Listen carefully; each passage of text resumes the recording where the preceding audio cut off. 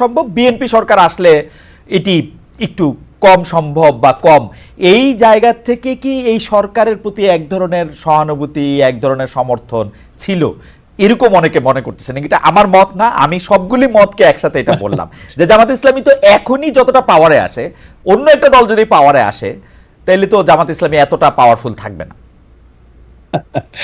আপনি জামাত ইসলামীকে কোথায় পাওয়ারে দেখলেন? আমি তো এত দেখি না। আমরা কত মানুষের কত অনুরোধ করি, হ্যাঁ, কত সুবিধা অসুবিধা দূর করার জন্য বলি, আমাদের কত 10টা বললে একটা হয়তো শোনে। কিন্তু আপনার বর্ণনা আর কিছু কিছু মিডিয়া এমন ভাবে জিনিসটাকে সবাই বলে যে কেমন ভাবে সবগুলি বিশ্ববিদ্যালয় কি সুডো আপনাদের দখলে, শিক্ষক প্রশাসন থেকে শুরু না করে না উপাচার্য। না না, এটা ঠিক না। আপনি চেক করেন, দেখেন কয়টা পাবলিক ইউনিভার্সিটি, কয়টা প্রাইভেট ইউনিভার্সিটি, কয়টা লোক। আমি তো দেখি না যে আমার দলীয় কোনো একটা লোক কোনো বিসি হয়ে আছে। মানে একটা লোক একটু ভালো হলে, সৎ হলে, মুখে একটু দাড়ি হলে, একটু নামাজি হলে বলে আরে এই লোকটা জামাতের লোক। এটা একটা আলোচনা। আমি আপনাকে খালি দিয়ে একটা উদাহরণ দিই। আমার ডিসি একবার খুলনা, আমি তখন মোস্ট প্রবাবলি এমপি ছিলাম। তো কিছু ঠিকাদার কন্ট্রাক্টররা নানান ভাবে, ওরা তো আনডিউ প্রিভিলেজ চায়, তার কাছে গিয়ে কিছু তাদের বিল টিল আনার জন্য গিয়েছে। তো গিয়ে বলছে যে ডিসি সাহেবকে যে স্যার আমাদের এই কাজগুলো একটু করে দেন, আমরা আপনাকে, ওরা আনডিউ কিছু প্রিভিলেজ দেওয়ার জন্য কিছু অফার টফার দিয়েছে আর কি। কিন্তু ডিসি সাহেব সৎলোক ছিলেন, উনি একেবারেই রিফিউজ করেছেন এবং খুব অসন্তুষ্ট হয়েছেন। ওই লোকগুলো ফেরত এসে আমাকে বলছে, পরোয়ার ভাই, খুলনার যে ডিসি এ বেটা জামাত করে কেন? আমরা একটু কিছু টাকা দিতে চাইলাম, টাকা দিতে চাইলো না। অথচ ডিসি সাহেবকে আমি চিনতাম, কখনোই সে কোনো দলীয় কোনো কিছু লোক না, আমাদের কোনো দলীয় লোক না, একটা ভদ্রলোক, একটা অনেস্ট পার্সন। তো এই জন্য খালিদ ভাই, এটা একটা পারসেপশন হয়েছে যে লোকটা একটু নামাজি হলে, সৎ হলে, মিথ্যা না বললে, চলাফেরা যদি একটু পরিচ্ছন্ন পরিশুদ্ধ মনে হয়, বলবে ও জামাত হয়ে গেছে। এটা থেকে কিছু তো লোক থাকে, কথা একটু পাইলে বলে এমনি তো নাচুনে বুড়ি, তারপরে আবার ঢোলের বাড়ি, ঢোলের বাড়ি দিলে বুড়ি আবার নাচে। ব্যক্তিগত অনেস্টি থেকে পার্টি এজ এ জামাতে ইসলামী, এজ এ পলিটিক্যাল পার্টি, আমরা জামাতকে কিন্তু অনেক রাগ ঢাকের মধ্যে দিয়ে যাইতে দেখি। উদাহরণ দেই পারার ভাই, সেইটা হচ্ছে যে লন্ডনে খালেদা জিয়া এবং তারেক রহমানের সঙ্গে জামায়াতের আমিরের সাক্ষাৎ হয়েছে গত রোববার, কিন্তু মিডিয়াতে এটা আসছে হচ্ছে মঙ্গলবার। না জামায়াতে ইসলামী না বিএনপি কোনো পক্ষ থেকেই কিন্তু আনুষ্ঠানিকভাবে এটা কিছু বলা হয় না। আমাকে আমার সাংবাদিক বন্ধুরা বলছে, আপনাদের সাথে আনুষ্ঠানিক যোগাযোগ করলেও বিষয়টা নিয়ে আপনারা মন্তব্য করেন নাই, অস্বীকারও করেন নাই। সংবাদ সম্মেলনে প্রথম আমরা দেখলাম জামায়াতের আমির আনুষ্ঠানিকভাবে বিষয়টা বলতেছেন। তো আমাদেরও অনেক বিশ্লেষক এরকম বলতেছেন যে আপনারা যেহেতু ওইখানে একটা আসন ভাগাভাগি, পলিটিক্যাল ম্যাপিং, এগুলি নিয়ে আপনারা কথা বলতে গেছেন, সেই জন্য আপনারা বিষয়টাকে নিয়ে আর একটু লম্বা সময় করতে চাইছেন। এর আগেও কিন্তু আমরা বিভিন্ন রাজনৈতিক প্রশ্নে, সেগুলো আমরা পরে আসবো, আমরা জামায়াতে ইসলামী যেহেতু সরাসরি খুব মিথ্যা কথা বলতে পারে না, তো জামায়াতে ইসলামী কি করে, চুপচাপ থাকে, বলতে চায় না, এক ধরনের কৌশলের আশ্রয় নেয়। ওইটা আপনি কিভাবে দেখবেন? এই লন্ডনের বৈঠকটা থেকে শুরু করে পরে রাজনৈতিক বিশ্লেষণগুলিতে আমরা আসতেছি। না, ধন্যবাদ খালিদ ভাই। আপনার ওই একটা কথা জায়গায় আমি একটু মানে বিনয়ের সাথে ভিন্ন মত বলি যে জামাত ইসলামী সরাসরি মিথ্যা বলতে চায় না। আমরা সরাসরি তো বলি না, আমরা পরোক্ষ বা অসরাসরিও কখনো মিথ্যা বলি না। আপনার প্রশ্ন এড়ায় যান আর কি, প্রশ্ন চুপ থাকতে পারে, যেই প্রশ্ন একটু আনকমফোর্টেবল, এটা আপনার একটু এড়ায় যান। অন্য পলিটিক্যাল পার্টির মতো রিঅ্যাক্ট অ্যাক্ট করেন না, মিথ্যা বলেন না, ঠিক এড়ায় যান আর কি। আমি এটার উদাহরণ একটু পরে দিব পরার ভাই আপনাকে। যাই হোক, এইটা যদি আপনি একটু বলেন। ঠিক আছে, যেটা আমি এইটা একটু বলে নিই। আপনি যেটা শুরু করেছেন আজকে আমাদের সম্মানিত আমিরে জামাত মিট দ্য প্রেস এটা খুব পরিষ্কার করেছেন যে আমি যেহেতু ওনার রেগুলার আমাদের সফর ছিল Belgium, Brussels, UK, European union, commission, বিভিন্ন সংস্থার সাথে উনি বসেছেন। তো উনি কিছুদিন আগে উনি লন্ডনে গিয়েছিলেন। তো তখন সংক্ষিপ্ত সফর শেষ করে উনি চলে এসছেন। ওনার পরিবারের সদস্য লন্ডনে থাকে। তো যেহেতু উনি গেলেন, উনি এই চিন্তাতেই গিয়েছেন, সিনসিয়ারলি স্পিকিং খালিদ ভাই, যে যাদের সঙ্গে দীর্ঘ সময় রাজনীতি করলাম, উনি তিনবারের সাবেক প্রধানমন্ত্রী, আমাদের একজন শ্রদ্ধেয় সহকর্মী, এখন একদিকে তিনি অসুস্থ, আবার একদিকে তিনি মজলুম, তার উপরে অনেক জুলুম করা হয়েছে। তো উনি চেষ্টা করেছিলেন যাওয়ার আগে একটু অসুস্থ অবস্থায় ওনাকে কুশল বিনিময় করতে যাওয়ার, যে কোনো কারণেই হোক সেই যাওয়াটা আর হয়নি। তো যেহেতু লন্ডন যাচ্ছি, সুযোগ পেলে উনি কেমন আছেন ওনার সাথে একটু কুশল বিনিময় করে আসবো, এটা উনি চিন্তা করে ব্রাসেলস বেলজিয়াম সেরে যখন লন্ডনে আসলেন, এসেই তিনি ওনার সঙ্গে দেখা করতে গেলেন। আর ওনার ছেলে বিএনপির ভারপ্রাপ্ত চেয়ারম্যান জনাব তারেক রহমানের বাসায় যেহেতু উনি আছেন, তো ওখানে দেখতে গেলে তো ওনার ছেলের সাথেও দেখা হবে।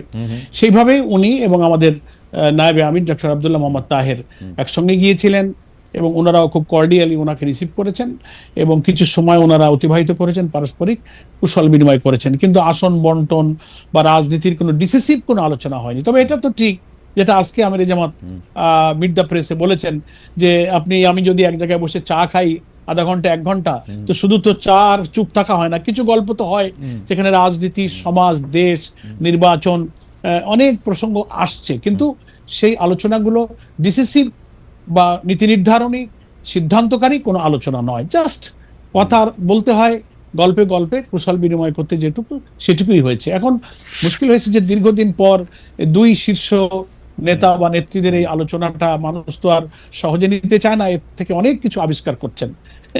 সেরকমই কিছু কথা এখন বাইরে আমি আলোচিত মাঝখানে একটা প্রশ্ন করি। হচ্ছে। আমরা কিন্তু দেখতে পাচ্ছিলাম যে বিশেষ করে 5 আগস্টের পর, আমি যদি ম্যাপিংটা বলি, সেপ্টেম্বরের পর থেকে আসলে আমরা দেখেছি যে জামায়াতে ইসলামী এবং বিএনপি পরস্পর একটা যুযুধান অবস্থানে।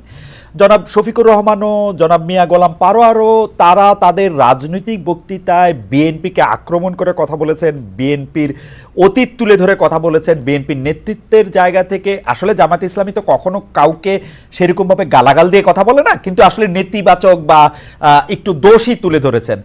এর একটা প্রভাব কিন্তু আমরা মাঠ পর্যায়ে দেখেছি, বিভিন্ন শিক্ষা প্রতিষ্ঠানে, বিভিন্ন জায়গায় জামায়াত এবং বিএনপির একটা আধিপত্যের লড়াই আমরা দেখেছি, সোশ্যাল মিডিয়াতে ক্রমাগতভাবে দেখছি। আপনি কি মনে করেন যে এই কুশল বিনিময়টা, যেটা ঢাকায়ও হতে পারতো, ঢাকায় না হয়ে এটা যেটা লন্ডনে হলো, এইটার পরে কি এটা কমবে বা এটা একটা অন্য রূপ নিবে?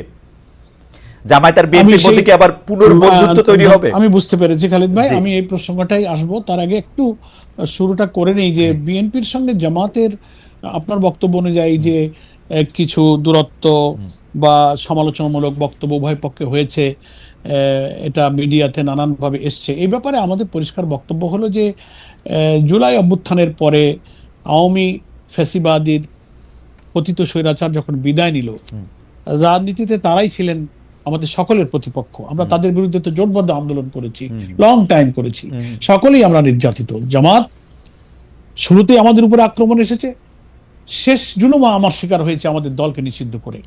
বিএনপিরও প্রচুর তাদের উপরে জুলুম করা হয়েছে, তারাও মজলুম। আমাদের বিএনপি নেত্রী বেগম খালেদা জিয়া সহ হাজার হাজার লক্ষ লক্ষ কর্মী তারাও জুলুম এর শিকার হয়েছেন, তারাও কারাগারে কারাবন্দী হয়ে নির্যাতনের শিকার হয়েছেন।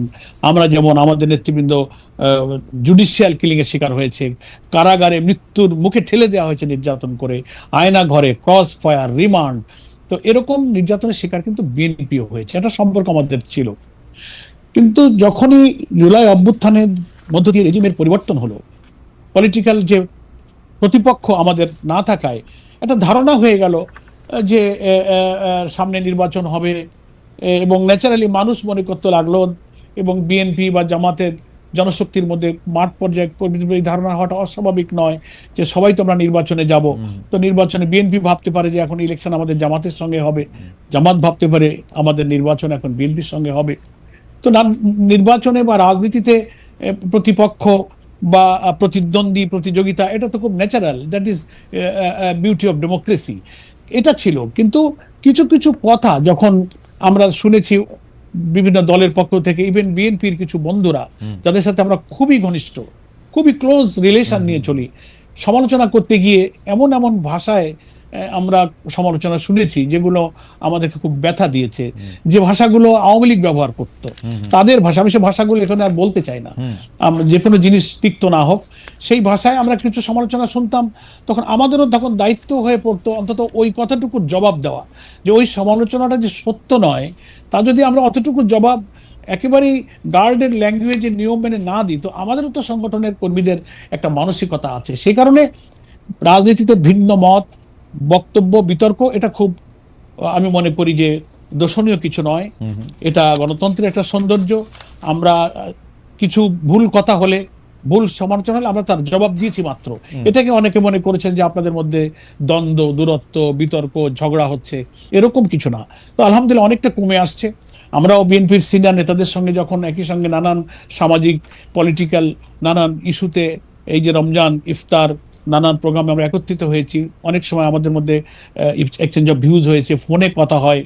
তো সবাই আমরা ফিল করছি যে আমরা জুলাই অভ্যুত্থানে যারা আমরা মিত্র, তাদের মধ্যে কোনো বিতর্ক বক্তব্য এমন পর্যায়ে না যাওয়া উচিত যে আওয়ামী ফ্যাসিবাদের কোন স্পেস এখানে তারা পেয়ে যায়, তারা উৎসাহিত হয়, অনুপ্রাণিত হয়, তারা আনন্দিত হয়। এই দিকে আমাদের কারোরই যাওয়া উচিত নয়।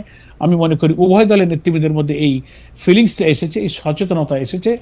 তো লন্ডনে বেগম খালেদা জিয়া এবং তারেক রহমানের সঙ্গে আমাদের নেতৃবৃন্দের এই সাক্ষাৎ, আশা করি উভয় নেতৃবৃন্দের মধ্যে এই পলিটিক্যাল যে কার্ডসি, এই সৌজন্যতা, এই শিষ্টাচারের মধ্য দিয়ে আমাদের রাজনীতির প্রতিযোগিতা থাকবে। আজকেও আমির জামাত বলেছেন যে প্রতিযোগিতা ভালো, মতের পার্থক্য ভালো, আমি সেটা যেন আপনার বক্তব্যে বিরোধে রূপান্তরিত না হয়। রাইট, আমি আপনার বিরোধে বক- রূপান্তরিত আমি হয়, এ ব্যাপারে আমরা সবাই ইনশাল্লাহ সচেতন আমি আপনার হতে পারবো। এই সাক্ষাৎ হয়তো আমাদেরকে সেই পজিটিভ দিকে নিয়ে যেতে পারে। আমি আপনার বক্তব্য একদম পরিষ্কার, কারণ জামায়াতে ইসলামের সেক্রেটারি জেনারেল একটি এমন একটি পদ, এই পদ হচ্ছে যে ভবিষ্যতে জামায়াত আসলে কি করবে, এই মুহূর্তে জামায়াত আসলে কি ভাবছে, তার শব্দ, তার বাক্য দিয়ে এটি সবসময় বোঝা গিয়েছে গত 20-25 বছর ধরে। আমি